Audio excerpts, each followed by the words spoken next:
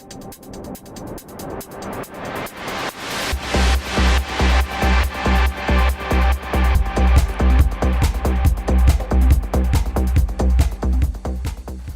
welcome to Just Talking with Rick. I'm Rick Wilson, the owner of the Wilson Practical Defense website and Senior Curriculum Advisor to KPC Self-Defense in Edmonton.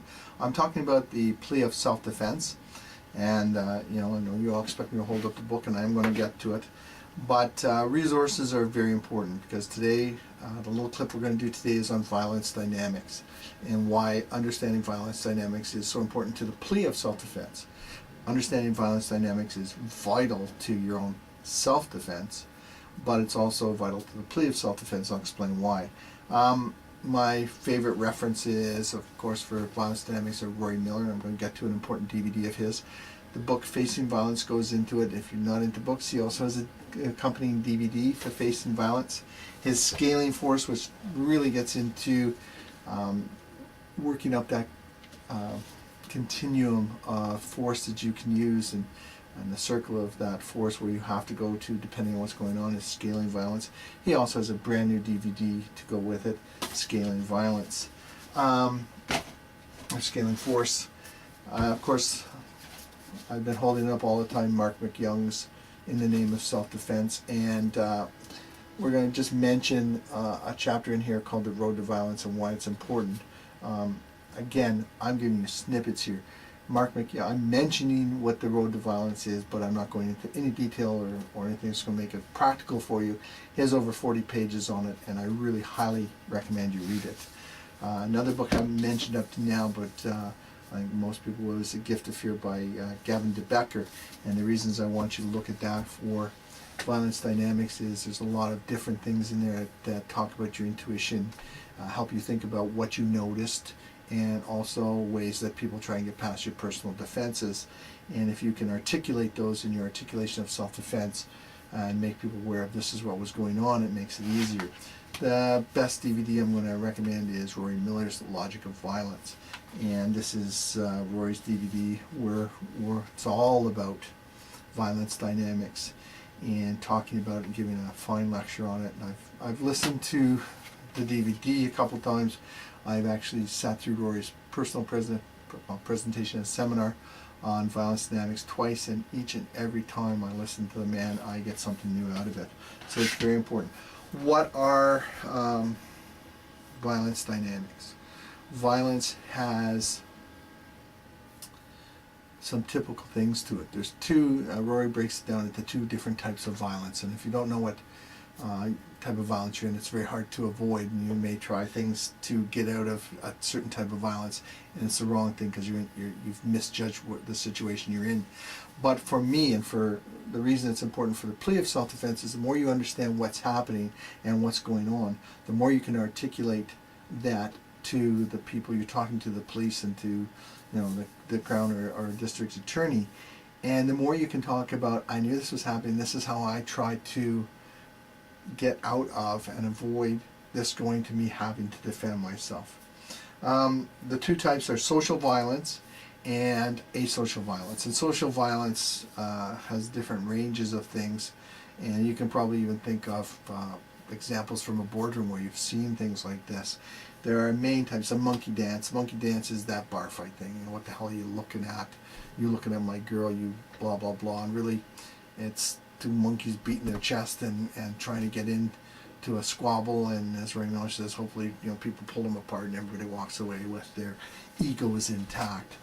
But it can also lead to the fight outside the bar, and that's all fun and good until somebody's really hurt, or it spreads to more people, or somebody's on top pounding and they get kicked in the head and seriously hurt. The group monkey dance is really where the group is inflicting some form of control on what's going on. Maybe it's an outsider coming in.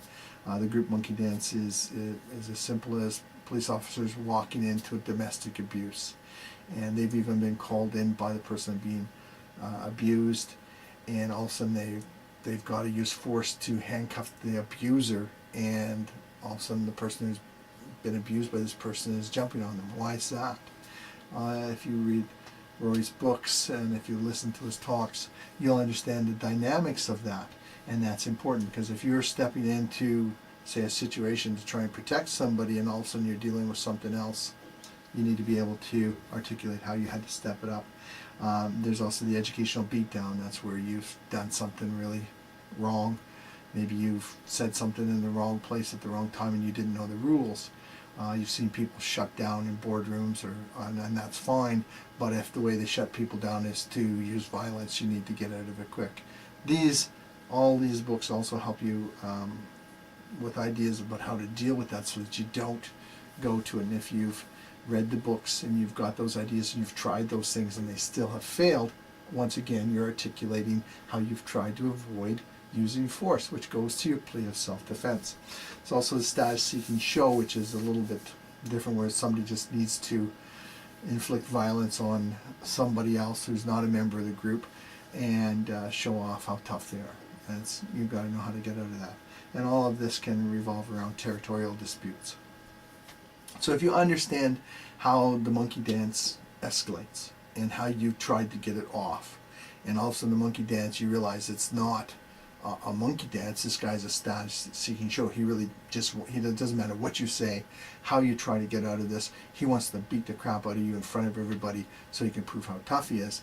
You're out of a monkey dance. You're in the status-seeking show, and you can then show how you had to change to protecting yourself, so that violence was the only way out. It wasn't what you thought it was. That's why violence dynamics is so important. When you get into asocial, we're talking the predators, and Rory Miller breaks it down into two very distinct types: one, resource and process. And the biggest thing about this, in the social violence, who you are, where you're from, what your place is in the group, whether you're part of the group, etc., is all important to social violence.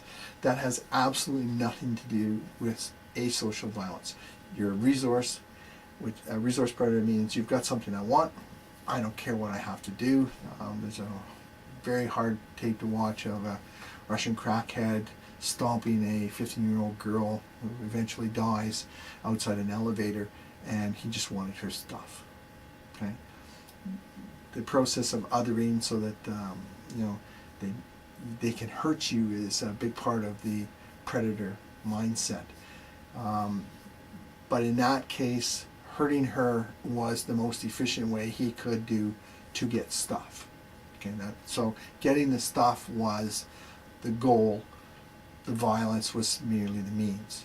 A process predator, it's you and what they're going to do to you and how much they enjoy what they're going to do to you that matters. And I use a saying Tony Blauer's put out there. He says he always takes a moment when self-defense instructors say, well, if there's a guy who holds a gun on you, just hand him your wallet. And Tony says, well, what if it's not your wallet he wants? That's the distinction between a resource predator, I want the wallet, and a process predator. I'm not interested in the wallet. I'm interested in you, I'm interested in your wife, I'm interested in your kids, whatever they are. The difference between someone holding a gun to you and say, hand me your wallet, and holding a gun to you and say, get in the van. Get in the van is a bad thing. Guy wants your wallet, it's easy to avoid violence by handing him your wallet, if that's what he wants. Get in the van means your wallet isn't what they want. They want whatever they're going to do to you, be that murder, be that rape, torture, really doesn't matter. That's what they're after. So when you're dealing with the plea of self-defense, you're trying to articulate, and you're saying, well, you can have my money, you can have whatever you want. I'm thinking this guy just wants my money. He wants a resource. And he says, no, get in the van. Now you can articulate that, well, your belief is this person is going to do something terrible to you because he now needs to take you someplace other than where you are. And what that is referred to often as the second crime scene. The second crime scene is needed because the first crime scene hasn't got the privacy that they need to do whatever the horrible thing is that they want to do. So again, when we come back to the plea of self-defense, if you understand violence dynamics, you understand the where you are, and this is where Mark McGowan writes a whole long chapter, over 40 pages, on the road to violence. And what he's saying is there's certain markers you can judge as to what type of violence you're in, what's the next marker. You're driving to a place you know, and you know, I come to this landmark, I know what the next landmark is. If that starts to go off the rails, you know, you can then say, okay, now the road has changed. And it also teaches, he talks a lot about the off-ramps you can take and how you can get out of there. And again, a lot of what they write is to help you in actual self-defense, how to actually get yourself out of that situation without any violence taking place. And that's what makes all this stuff so valuable. But for me, for this talk, it also helps you articulate what it was you were dealing with, how you knew it was what you were dealing with, what you did to try and avoid that using some of the techniques and tools that perhaps you've read in the books or you've tried in the past, and show that you try to avoid violence. And then all of a sudden, there's no choice. You know, this guy wants to beat me up. He's made it very clear. I've tried everything. You know, tried to give him every face saving out at once. You know, whatever, so I can get out of there. But no, I really realized that until he stomps me into the ground for the crowd, who he's trying to impress, is not going to go anywhere. And when I couldn't escape, I couldn't do my duty to retreat, I had to defend myself.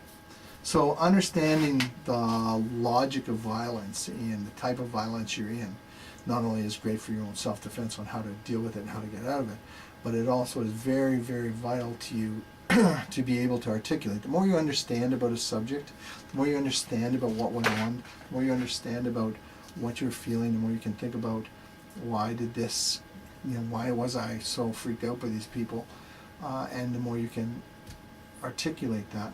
And it comes back to our points on articulation. You've got to convince the people you're talking to.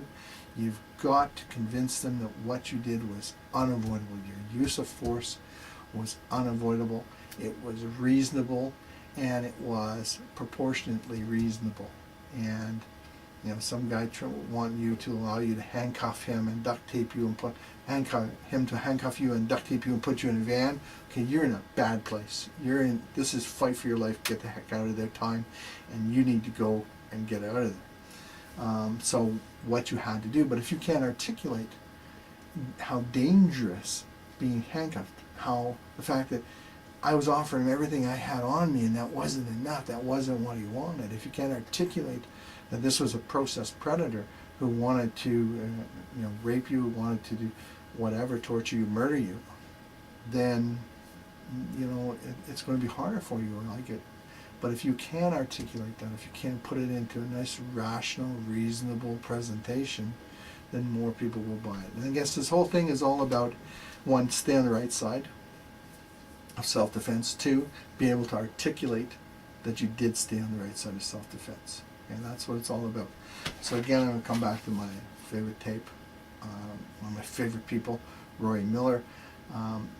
Get the logic of violence, watch it close, understand the steps of violence.